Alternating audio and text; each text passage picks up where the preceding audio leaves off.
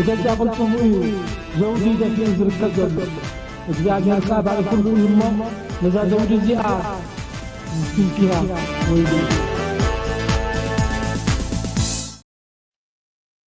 ሰላም ተኸታተልቲ ሶል ሚዲያ ርሑስ አውዳነት ዓመተ ራህዋን ሰላምን ቅሳነትን ልዕሊ ዝኾነ ነገር ከዓ እኹል ዘይትሩፍ ጥዕና ይምነየልኩም ክቡራት ተኸታተልቲ ሶል ሚዲያ እቶም ሳብስክራይብ ዘይገበርኩም ያላ ፎርሳ ሳብስክራይብ ግበሩ ከምኡ ከዓ ብላይክ ጀምሩ እንዳበልኩ ብጣዕሚ ዝሕጉስ ዜና ይዝመጽእ ዘሎ እቲ ብኢማራት ዓረብ ክግበር ድጸንሐ ፀፋዓፋዕ ለኸዓፋዕ ኣብ ሱዳን ይኹን ኣብ የመን እስቲናይ የብልወሎ ከምኡ ከዓ ንሓያል ፍጠረሉ ክቡር ፕሬዝደንት ኢሳያስ አፈወርቂ ኣብ ዝሓለፈ እዋን ናብ ሱዳን ከምኡ ከዓ ናብ ስዑድ ዓረብ ቅዲ ሑፃ ናይ ሻዕብያ ጽቡቕ ኣብ ባይታ ሰራሓሉ እቲ ፀላኢ ከዓ እናተደከረ እቲ ፀላኢ ከዓ እንዳሃደመ እዩ ዝኸይድ እቲ ኣብ ጎረቤትና ዘሎ ከዓ ኣብዚ ቀረባ መዓልታት ገኒዝካ መቕባሩ ጥራሕ ይቃት ኣብ ጎረቤትና ዘሎ ብጣዕሚ ሎማዓንቲ ግዳይ ቅድሚ ቁርብተይ ሰዓታት ማለት እዩ ቅድሚ ቁርብተይ ሰዓታት እዛ ቪድዮ ቅድሚ ምውፃእ ቀንዲ ወደባዊት ከተማ ዓደን ናይ የመን ማለት እዩ ወደባዊት ክቡር ፕሬዝደንት ኢሳያስ አፈወርቂ እቲ ሕልምታት ወይ ከዓ እቲ ናይ ኢማራት ዓረብ ክትገብሮ ንዓሰብ ንዓደን ከምኡ ከዓ ንፖርት ሱዳን ዝብል ነገራት ኣብ ዝሓለፈ ቃለ ምሕተት ገይሩ ነይሩ ማለት እዩ ቅድሚ ገለ ቁርብተይ ሰዓታት እቲ ብስዑድ ዓረብ ዝድገፍ ሓይሊ ማለት እዩ ንወደባዊት ከተማ ዓደን ከም ዝተቆፃፀራ ይሕብር ኣሎ እንዳኣተወ ዘርኢ ቪድዮ ከዓ ናባኹም ከብለ بالله دارت الدائرة والفيلم القديم احترق والصيده في المصيدة فتشرع بمعلاقة يسلك طريق الغواقة قايس خطوتك في الزلق ما دارت الدائرة እዞም ትሪእዎም ዘለኹም ብስዑድ ዓረብ ዝድገፉ ንዋና ወደባዊት ከተማ ዓደን እንዳኣተው ዘርኢ ቪድዮ እዩ دارت الدائرة والفيلم القديم احترق والصيده في المصيدة فتشرع بمعلاقة يسلك طريق الغواقة قايس خطوتك في الزلق ما يمكن تحصل على مغزى النفس واشواقها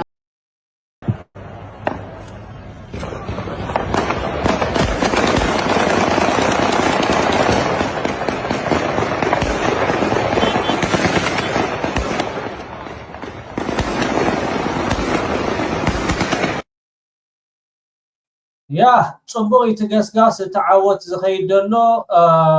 ሙሉእ ብሙሉእ ንከተማ ወደባዊት ዓደን ከም ዝተቆፃፀርዋ እቲ ሓበሬታ ዝወፅእ ዘሎ የመልክት ማለት እዩ ብጣዕሚ ኣዝዩ ደስ ዘብል እቲ ናይ ኢማራት ዓረብ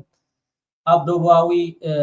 ነቲ ንኽፍንጨል ወይ ከዓ ኩሉ ግዜ ኢማራት ዓረብ ኣብ ምብትታን ሃገር ከምኡ ተፀሚዳ ክሰርሕ ዝፀንሐት ሃገር እቲ ኣብ ደቡብ የመን ንኽፍንጨል ወይ ከዓ ኣብኡ ኮፍ ኣቢላቶ ዝፀንሐት መሪሕነት ማለት እዩ ሃዲሙ ከም ዘሎ ናብ ኢማራት ዓረብ ከም ዝሃደመ እዩ ዝሕበር ዘሎ እዚ ከዓ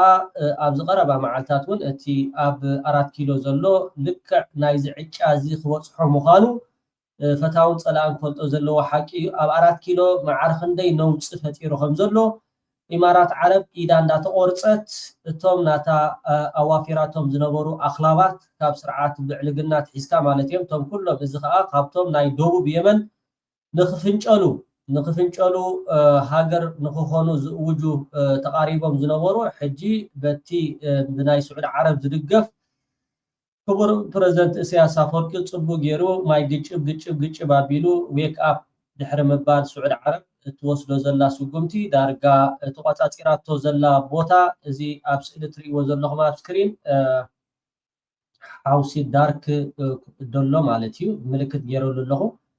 እዚ ብሙሉኡ ክፋል ናይ የመን ተቆፃፂራቶላ እቲ ዘይተቆፃፀረቶ ቦታ ከዓ ኣብ ዝቐረባ መዓልታት ከም ትቆፃፀሮ እዩ ዝሕበር ዘሎ እቲ ናይ ኢማራት ሓይሊ ከዓ እግረይ ኣውፅኒ እንዳበለ ብዝረኸቦ ገሊኡ ኣብ ባሕሪ ጠፍእ ኣሎ ገሊኡ ከዓ ይሃድም እቲ ዕድል ዝረኸበ ይሃድም ኣሎ እቲ መኻዚኖታት ኣብ ዝተፈላለዩ ቦታታት ኣቐሚጣቶ ዝፀንሐት ኢማራት ዓረብ ከዓ ብናይ ሓይሊ ኣየር ናይ ስዑድ ዓረብ ዝወርዶ ደሎ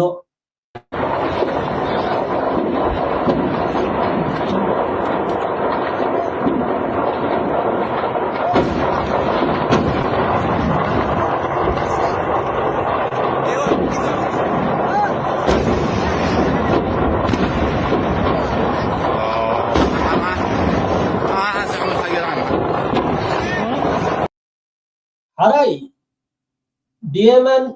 زلو حيلي تقوريص له بالسودان زلو حيلي خا تقوريص له بإثيوبيا زلو خا زموتي نمقبارينا كلاتنا توم فانو هم حوحات حنت معلت قصرا تغيرو مالتي مساتم كعدمنا حوحاتن فانون اولان ابتقبري مالت ولا حدا بدك بينات مالتي ولا خدكود الحردار ليهم تي انفيتيشن نعيك مصان سلازخونا نعخاتكم كبوكم خيلي بزي بينات مالتي احنا بينات هاي اتمينا بينات هاي نقبرنا اوريدي بتنغرت تودي دحرقسن قسن كم سري ودلخمي كم سري ودلخمي بحيال فطرلو هيا تصرفونا لخو خا بالسودان كحد عب نجر استجبر نجر له صباح دحنا بلاي في الرخبنا مقربتي كان يود عمت دي طفيكم كني هو ترديكم قوم تسفا جبر مالتي ابزو زلخم خا سلامكم يبزح بتصبق يزخيدل الان دا تقبر ايدو دا تقورص سرعات بشاشا دارغا اتلقي واي زلو اتلقي واي دولتان غطمو سلامتاي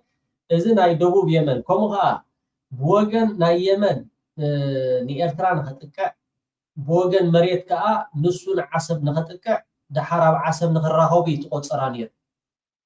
اب عصب قاصوري تي مالت بتن هرمكا بتن دابلكاي كم قعت ويدا ايكون لهم اندامبركا بناي سودان ون تحاسبو نيرو زناي ار اس اف مالت زناي داغالو مالت داغالو بتعامي تغارو كيصاوتلكم بحبتهم اب كلل عفار دلو اقدم بيله فيديو سريح نيره اب كينيا تراخيبهم نيرهم ازي ناي بينشانغول كوم بعل متما زلو كما يركا تغارو ابو بغنزب بعل صادقان بعل ጌታቸው ወረዳ ተሰማሚዑም ሸጡهم ስለዚህ ብስተኻደኩም መጠን ናብ ትግራይ ተመሊስኩም ወላ ሓደ ቲዲኤፍ ወይ ካቶም ዘለው አማራርሓ ከም ዝራእኽዎ ወላ ሓደ ኣብ ጌጋታት ዝጻባጸሙ ኮይኑ ይስማዓንን ብስተኻደኩም መጠን ግን ቀጥሊኩም ተተመለስኩም ጽቡቕ እዩ ኖ ንሕና ሳይንምለስና ኣውቂና ንትግራይ ናጽነት ከተውጽኡ ወይ ንትግራይ ሓራ ከተውጽኡ ይኮነ እንታይ ዳ مفتو بعد إمارات عرب أبزناي بعد بينشانغول كم خا بعد دارفور إتيوم بعد صار كان كتفوهم زي أخا مزقولوا بعد كنا زينا حج دحر مزرامنا كلنا انتظار بالي طب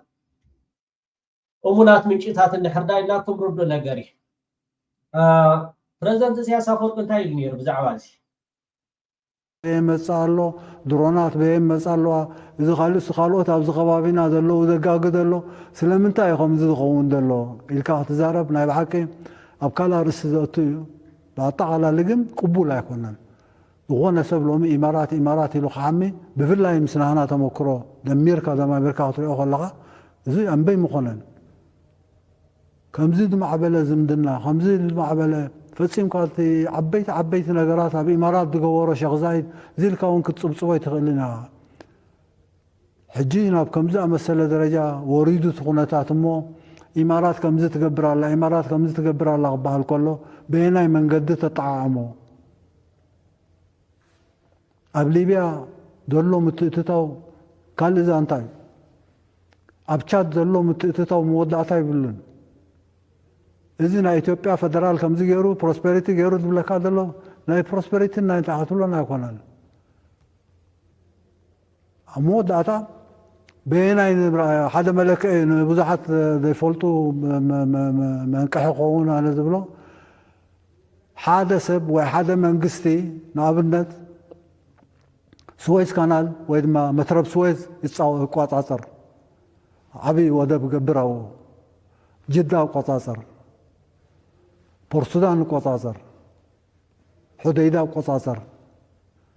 جيبوتي قطاصر عسب قطاصر عدن قطاصر بربرا قطاصر كساب دار السلام خير اوكي اذا حجي قد ساعات حارا وصيا خبلكم نصنحكم اذا بريزيدنت سياسه فرق زبدا زلو عدن مالتي عدن بورت السودان عسب تومخا جيبوتي جده ازي ابيد تن مشارفتنا ايرترا زخونا ابوتو ويكات امارات زي بلو بوتاي ስለዚህ ኢማራት ካ አብዓል ሶማሊላንድ አብዓል ካል ቦታታት ያ ዓሪዳ ደላ ኻውኻ ተጋሐጢታ ትወጽያ ዝቀረባ ማዓልታ ከምዚ ዓይነት ሕልሚ ናይ ሓደ ገጅፍ ኤምፓየር ናይ ወደባት ክትምስርት እንድሕር ትሓስብ ኮይንካ እንታይ ትገብር ተፈላለየ ኣጋጣሚታት ክሊማ ናይ ክሊማ ለውጢ ዝበሃል ኣብዚ ድግስ ኣብቲ ድግስ ቢልዮናት ወፅእ እዘን መንግስታት ኣብዚ ከባቢና ዘለዋ ዝወስድኦ ቢልዮናት ካብ ኢማራት መወዳእታ ይብልን ኣብኡ ዝቐርቡ ኣጀንዳታት ብዝርዝር ኣቲኻ ክትሪኦም ካብ ተጥቢዕ ጀሚርካ ክሳብ ዝተፈላለየ ናይ መለኮት ፕሮግራማት ኣብዚ ከባቢ ንምክያድ ቀይሕ ባሕሪ ወሽመጥ ዓደን ብፍላይ ኣብዚ እዋን እዚ ንሶማል ንሶቆጥራ ኣቲኻ ክትሕዝ ንዓደን ተቆፃፂርካ ክትሕዝ ነቲ ወሽመጥ ዓደን ዝበሃል ወይ ጋልፍ ኦፍ ኤደን ዝበሃል ትቆፃፀር بالحي بوليتيكا شعبية بيلا شعبية وا بالحي بوليتيكا ذا لما عنتي سعود عرب زدقوفو نا يمن تقاطاطيرو ما زلوني امارات هباريروم اتا قندي ازيا خمزه خبر بريزيدنت سياسه خبي عدن زبلا زلو ኣብኡ ዝቐርቡ ኣጀንዳታት ብዝርዝር ኣቲኻ ክትሪኦም ካብ ተጥቢዕ ጀሚርካ ክሳብ ዝተፈላለየ ናይ መለኮት ፕሮግራማት ኣብዚ ከባቢ ንምክያድ ቀይሕ ባሕሪ ወሽመጥ ዓደን ብፍላይ ኣብዚ እዋን እዚ ንሶማል ንሶቆጥራ ኣቲኻ ክትሕዝ ንዓደን ተቆፃፂርካ ክትሕዝ ነቲ الله دارت الدائرة والفيلم القديم احترق والصيدة في المصيدة فات شرع بالمعلى سالك طريق الغوا قايس خطوتك في الزلك ما يمكن تحصل على مغزى النفس واشواقها بعد اللي حصل واتضح اشياء خبرات تغطات السوشيال ميديا بروفيسور حسن تي فتاوي إيرترا خمها بتعمي أزي بوليتيكا أرنا أفريقيا شبو غير زتنتن بزعبا زغدايون زتزاربو أبزوب شوارلو نعو زملكت نابو خبلوكمي بتعمي أزي أقداس لزغنغا بصمونا خصبعو يمحتركم እኛንን አሲያድ በአረብኛ ማለት እኛ ጌቶችነን የቀጠናው ጌቶችነን ብሩም አለን ከእስራኤልም ጋር ወዳጅነን ከአሜሪካም ጋር ወዳጅነን ሰፈሩን እንትን ሁሉ እንላለን የምትል ትምከተኛ የሆነች አገር ነች ከሚገርም ነገር ትንሽ ስለ አገሬ ለማውራት ስለፈለኩ ነው ይሄ ብልጽግናና ዶክተር አብይን በኪሷ ካስገባች በኋላ የሱም ቀድም እንደተናገርከው የራሱን ቦዲጋርድ ደሞዝ የምትከፍለው እሷ ነች ኢትዮጵያ ውስጥ ምን አደረገች ለሚለው ነው ለምን እጇ እንደተቆረጠ ኦኬ ናይ አቢ አህመድ ቦዲጋርድ ማለት ነው አቢ አህመድ ቦዲጋርድ ኢማራት አረቢያ ተከፍሎ ሁሉ ነገር ማለት ነው ዳርጋ ነታ ኢትዮጵያውን ዝተፈላሊ መሬት ሱብሕ መሬት ተአሎ ዝበሃል ቦታታት ከምዝ ገዛአቶ ከምዝ ወነነቶ ይዝሕብር እስከንስማዓዮ በጣም አዚያ አገዳሲ መጣበታለን ባሁን ጊዜ ትልቁን ክፍል የአዲስ አበባን መሬት የገዛችው እሷ ነች ሜክሲኮ አደባባይ በለው ለጋሃሩን በለው ምኑን በለው ይሄ የውሸት ከተማ ማጽዳትና ቆንጅና እናደርጋለን ብሎ ከ80 ዓመት በላይ እዛ አካባቢ የሰፈሩትን ኢትዮጵያኖቹን ምንም እንኳን አንድ መንግስት ከተማ ለማሳደግ ብዙ ነገሮች ያለ ኮምፐንሴሽን አባሮ ቤታቸውን በቡልዴዘር አፍርሶ ምን ብሎ ያቺን ብልጭጫን አዲስ አበባ ላይ እንዲያደርግ ያደረጉት ኢማራቶች ናቸው እነሱ አዲስ አበባን በ3-4 ዞን ከፍለው ገዝተው አዲስ አበባን በተቀላላ የገዙበትን ቦታ ቆንጃ አየር ያለው ምናምን የቱሪስት ሪዞርት እነሱ ሀገራቸው ሲሞቅ እዛ መጥቶ የሚያርፉበት ኢትዮጵያዊ ግን አሽከርና አልጋን ጣፊ ሆኖ እንዲቆይ ለዛውም በካርዲንግ ነው የሚገባው ብሎ ነው እኔ የዛ ፕሮጀክት ኃላፊው ሰው የነገረኝ እንደዚህ አይነት ኮሎኒያሊዝምና ንቀት ለኢትዮጵያና ለኢትዮጵያ ህዝብ ከየት ነው እቺ ሀገር ልታመጣ ቻለችው ኦኬ ኢማራት አረብ ነታ ኢትዮጵያ መብዛሕቱ ቦታታት ገዚአትያ እታ ገለርእሲ ብዛዕባ ኢትዮጵያ ትምዕብላላ ኢትዮጵያ ከምዚ ኮይና ገለ ክትብሉ ትውዕሉ እቲ መብዛሕቱ መሬት ኢማራት አረብ ከም ዝገዛአቶ ፕሮፌሰር ሐሰን ጸብጻብ ይነግረኩም አሎ ማለት እዚ ዲ ትምዕባለት ብሎ ንኺት አፍንጫው እንደዛ ተነፍቶ እዚ ሊደርስ ለምን እንደቻለ ነው ይሄ አንደኛው ነው የአዲስ አበባ ጉዳይ ሁለተኛው ጉዳይ ጥሩ የእርሻ መሬት የነበረውን ባሌ ውስጥ እሷ ነው የወሰደችው ለሷም ተሽጦላታል اوكي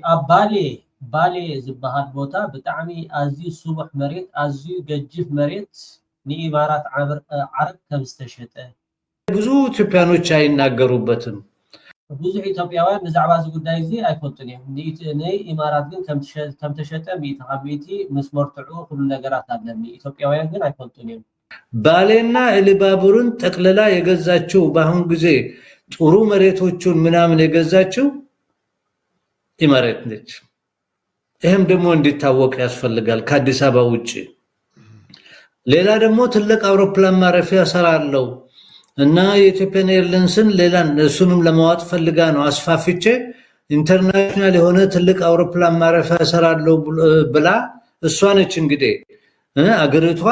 ለዶክተሮች መክፈል ያቃታት፣ ለነርሶች መክፈል ያቃታት፣ ለድሬሰሮች ለፕሮፌሰሮች የተራቡበት ሀገር፣ የሚድል ክላስ የሚባለው የጠፋበት፣ ዳኞች መኖር የማይችሉበት ሀገር፣ ደላላ እንዲሆኑ የተደረጉ እንደዛ አይነት የኢኮኖሚ ውድቀት ያለው ሀገር እንደገና ትልቅ ኢንተርናሽናል ኤርፖርት እንፈጥራለን ብሎ ከቢሾፍቱ እስከ ሞጆ ድረስ ያሉትን የኦሮሞ ገላን ጎሳ ከ100,000 በላይ ምንም ኮምፐንሴሽን ሳይሆን አባረሯቸው። ይሄ ነው የኢማራት ስራ ኢትዮጵያ ውስጥ የሚታየው። እሷ ነች የምትቀልበው፣ እሷ ነች እንትን የምታደርገው። ይሄው ተቃቅፎ እንደምታየው ይሄ ሞኝ የሆነ ታሪካቸውን የማያውቅ ምንም የማያውቅ ለህዝቡም ያልቆመ ተራ አገልጋይ የኢማራት ውስጥ ገብቶ ነው እንትን እያለ ያለው። ስለዚህ የኢማራትን እጅ ማን ቆረጠ ወደሚለው ልንገባ ነው። ኢማራት ከጥገቧ ከመነሳት በጣም ትምከት ተሰምቷት ሬድ ላይን አቋረጠች። ይሄ ሬድ ላይን የመን ነው። የመን በምንም መልኩ የመን ውስጥ ሌላ ኃይል ገብቶ የሳውዲ አረቢያን ህልውና ናሽናል ኢንተረስት እነሱ እንደሚሉት የሚገባ ኃይል ሳውዲ አረቢያ አትቀበልም። ኢማራት እንደለመደችው የለመደች ጦጣ አሁንም ሬድ ላይኑን ትቋረጥና ሐድረሞት የሚባለውን ደቡብ የመን ውስጥ ያለውን ትልቁን ክፍለ ሀገር ለመቆጣጠር ጥቂት የወፈሩ የራሷ ቅጥረኛ የሆኑ የመኖች ሰብስባ መሳሪያ አስገብታ ሐድረሞትና ምናምን መያዝ ፈለገች። ዋና ዓላማዋ ደቡብ የመን እንዳለን ተቆጣጥራ ኤደንም ተቆጣጥራ የኤደንም ወደብ መቆጣጠር ትፈልጋለች። በ50ዎቹ በዓለም ሁለተኛው ትልቁ ወደብ ነበር ኤደን ብሪቲሾች ከመውጣታቸው በፊት። ያ ድሪም አላት እሷ ኤደንን ተቀብላ ከዛም አልፎ ተርፎ የሌላ የመኖቹንም ወደቦች አልፎም ደግሞ ፖርት ሱዳን የሱዳንን አልፎ ኤርትራን ሙጽዋ አሰብ አልፎ በርበራ አልፎ ቦሳሶ አልፎ ሞቃዲሾን አልፎ ኪስማዮ ቴንክ ዩ ፕሮፌሰር ሐሰን ፕሬዝደንት ኢሳያስ አፈወርቂ ቅድሚ 7-8 ወርሒ ኣቢሉ ዝተዛረቦ ዘረባ ጥራሕ ዘይኮነስ ንዓመታት ዳርጋ ዝኸደ ንዓና ከም ሓደ ተራ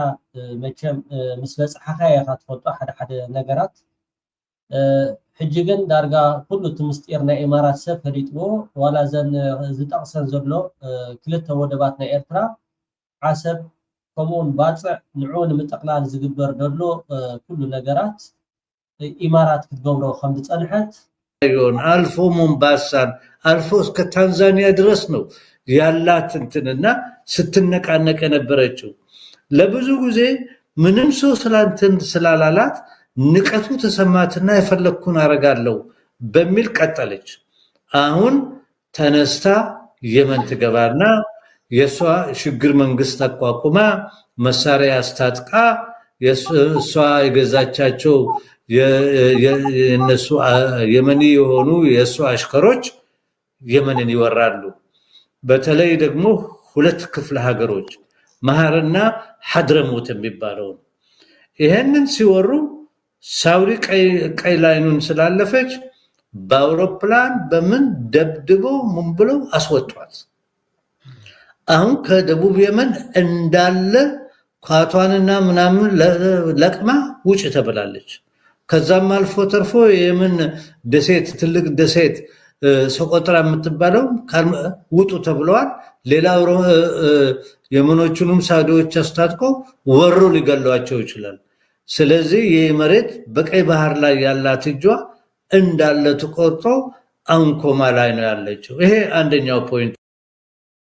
ያ ኣብ ቀይ ባህር ዝነበራ እቲ ክትገብሮ ዝሓሰበት ኢዳ ተቆሪፃ ተሪፋ ኣብ ኮማ ከም ዘላ ይዝሕብር ዘሎ ፕሮፌሰር ሐሰን። ይሄ ለኛ እሰየ ነው። እቺ የምትበጠብጠን ሀገር በገንዘቧ ምናምን በጣም ዘረኛ የሆነች አንድ እብድ የሆነ ሰው የአዲስ አበባ ላይ አስቀምጣ ስታሽከረከረ የነበረው ያ ሲመታ ሰውየው ደንግጦ አሁን መርዶ ላይ ቁጭ ብሏል። ሁለት ምክንያቱ እወ እዚ ብጣዕሚ ንአብይ አሕመድ ዓብ መርዲኡ ከምዚ ዓብ የመን አጋጢሙ ዘሎ ንኢትዮጵያውያን ብጣዕሚ ኣዝዩ ዘሕጉስ ዜና እዩ። እቶም ንአብይ አሕመድ ዝቃወሙ ማለት እዩ ንዓና ንኤርትራውያን ካብ ብጣዕሚ ካብ ኢትዮጵያውያን ንላዕሊ ብጣዕሚ ንዓና ዝሕጉሰና እዩ።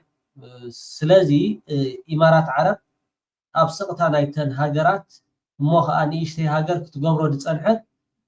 ሎሚ እንዳተለኽዐት ሎሚ እንዳተረግፀት ብኣዝዩ ብሕፍረት ካብ የመን ተጋሒጣ ትወፃሉ ሰዓታት እንዳተቃረበ እዩ ዝኸይ ዘሎ። እሱ የፈለገው ፕሮጀክቶች አሁን ላይሰሩ ነው። እሷም እንደ ድሮ እጇን አርዝማ እንትን ማለት አትችልም። ወደ ያለችበት መመለሷ አይቀርም። ሌላ ሶስተኛው ፖይንት በጣም ኢምፖርታንት፣ ሰሞኑን የሳ አሽከሮች ሱዳን ውስጥ የሚዋጉት ትልልቅ አመራራቸው ተገለዋል። ኢንክሉዲንግ የሐሜቲ ወንድም ተገለዋል፣ የወንድሙ ልጅም ተገለዋል። ኣብ ዝሓለፈ መዓልታት ክንገልጾ ከም ዝፀናሕና ካብ ስድራ ቤት ወይ ከዓ ሓዉ ናይ መራሒ ናይ RSF ዳጋሎ ማለት እዩ ከም ዝተቐትለ ብድሮናት ብዙሓት ኣዘዝቲ ይቕተሉ ከም ዘለዉ በብሰዓቱን በብመዓልቱን ከነምፅእ ፀኒሕናን ኣለናን። ኣብ ቅድሚ ቁርብተይ ሰዓታት ዝተፈነወት ቪድዮ እውን ሓንቲ ምዕብልቲ ድሮን መንግስቲ ሱዳን ከም ዘውደቐ እዩ ዝሕብር ዘሎ። ስለዚ ኣብ ሱዳን እውን ስዕረት እንዳጋጠማ እዩ ዝኸይ ዘሎ። አሁን የሱዳን ጦር ኦፌንሲቭ ገብቶ ከብዙ ቦታ እየለቀቁ ነው ያሉት። ስለዚህ ቀጠናውን ቀስ ያለ ከዚች ሀገር እጅ እና ዶሚኔሽን መውጣቱ አይቀርም። ሌላው አራተኛው ፖይንት ወንድሞቻችን ፋኖዎች ናቸው። ፋኖ አሁን ባደረጉት በሶስቱ ሳምንት ውስጥ የአብይን ጦር መቀነቱንም ስረውንም አስፈትተውታል። ብዙ እጅ እየሰጠ ነው። የቆሰሉ ብዙ አሉ። ኦፌንሲቭ አረጋለሁ ብሎ እሱ ላይ ኦፌንሲቭ ተደርጎ የሱ ጦር እየመነመነ አሁንማ እየቀለጡ እንደ አይስክሪም እጅ እየሰጡ ምን እያሉ ነው ያሉት። እንዳውም መገባደጃው ሳይሆን አይቀርም። ይሄው እንደምታየው ጦሩ ሁሉ በየቦታው ፋኖ በሁሉ በኩሉ እየተደራጀ ምን እያለ የመዋጋት ኃይሉም እየተስፋፋ ይሄም ሰውዬ ዝም ብሎ በለብለብ የሚያመጣቸው ሁኔታ ነው ያለው። ስለዚህ አሁን የሀገራችን ነፃ የመውጣት ጥያቄም እየቀረበ ነው፣ አፋፉ ላይ ነው ያለው። ለፋኖች እኔ እሰየ ነው ምላቸው። ትግላችሁን ቀጥሉ። በተቻለ መጠን ደግሞ የፖለቲካ ውህደታችሁን እያጣምራችሁ ሂዱ። ከወንድሞቻችሁም ኦላ ጋር በአፋጣኝ እየተነጋገሩ አባታችን ተማርኳል። እኛም ተደግመናል። ፋኖ ይችላል። ስናን ይችላል። አባድሜ ይችላል።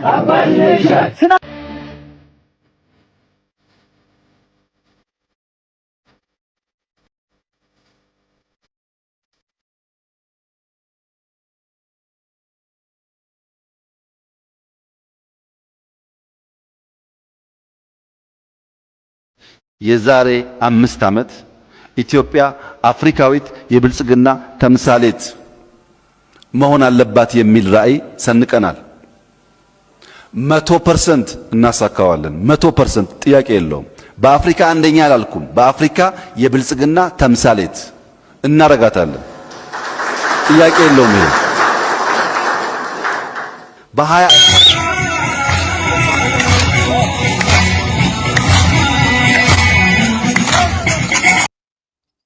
ኣብ ሃለውሳ ኣትዩ ዘሎ ስርዓት በሻሻ ብሎም ዓንቲ ከዓ ብጣዕሚ ኣጠንቂዋ ክሓድር እዩ። ያ ፋኖ ከም ትሪእዎ ዘለኹም ፕሮፌሰር ሓሰን ብጣዕሚ ኢና ነመስግነካ። እትኽንብሎ ዳሓሰብና ትብሎ ኣለኻ ከምኡውን ኩላትና ኣብ ፅቡቅ ቆመና ወይ ከዓ ኣብ ፅቡቅ ኩነታት ኣለና እቲ ቀንዲ ፀላኢ ኣብ ቀርኒ ኣፍሪካ ብሓፈሻ ከዓ ኣብቲ ማያት ቀይሕ ባሕሪ ክግበር ዝፀንሐ ኢድ ምትእትታው እቲ ናይ ኢማራት ብእስራኤል ተላኢኻ ክትገብሮ ዝፀንሐት ሕሳብ እናሓዋሩን ካብቲ ዞባ ተሓጊሒጋ ትጠፍኣሉ ሰዓታት እንዳተቃረበ እዩ ስርዓት ብልፅግና ከዓ ፋኖ ሕወሓት እውን ኣብ ዝቐረባ መዓልታት ፅቡቅ ገይሮም ከላሂዎ እዮም ሕወሓት እውን ኣብ ዝቐረባ መዓልታት ፅቡቅ ገይሮም ከላሂዎ እዮም እንታይ እዩ ንሕና ከዓ ተዓዲምና ማለት እዩ እንታይ ዳ ይክዕድሙና እዮም ሕወሓትን ኦላን ከምኡውን ፋኖን ክቡራት ተኸታተልቲ ሶል ሚድያ ደጊመ ደጋጊመ ኣብዞ ዘለኹሞ ሰላምኩም ይብዛሕ እንዳበልኩ እቶም ሳብስክራይብ ዘይገበርኩም ያላ ኮርሳ ሳብስክራይብ ግበሩ ከምኡ ከዓ ላይክ አይተውሕዱ የቀኒየለይ ሰሰናዩ ኣብዞ ዘለኹሞ ሰላምኩም ይብዛሕ